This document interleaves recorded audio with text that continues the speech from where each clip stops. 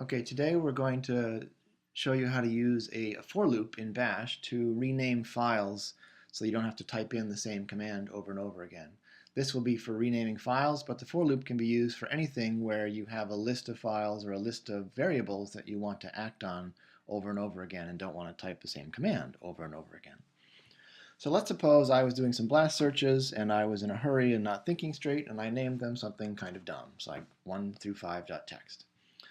So I realize after the fact that I'm never going to remember what those text files are, so I want to call them something meaningful. But I don't want to type in the move command 5 times just to have the right file extension.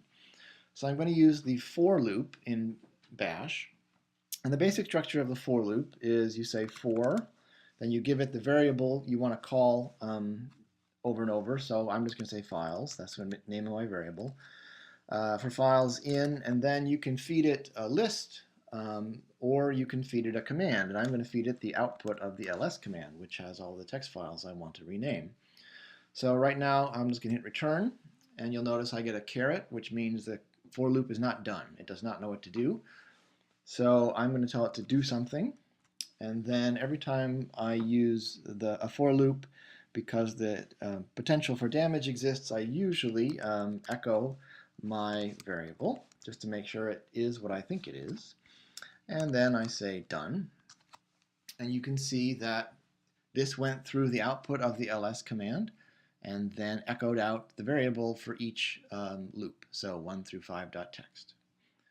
So now that I know that my files variable is what I want it to be, I can use the move command to add something to the beginning of all these files. So instead of doing the step-by-step approach, if I hit the up arrow, you'll see that the command is now all in one line, and this is the way you can also do the for loop, where you just separate the relevant sections by semicolon.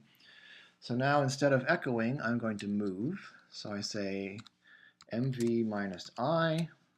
The I is to make sure I don't accidentally obliterate a file if it already exists, since the move command will do that if I don't give it that extension. And then I'll just say blast search and then the date underscore files. And now this will go through each file and move it from its original name to a more useful prefix. Now if I do an ls, you can see that I have 5 files that have been moved from their original name to something hopefully a little more useful.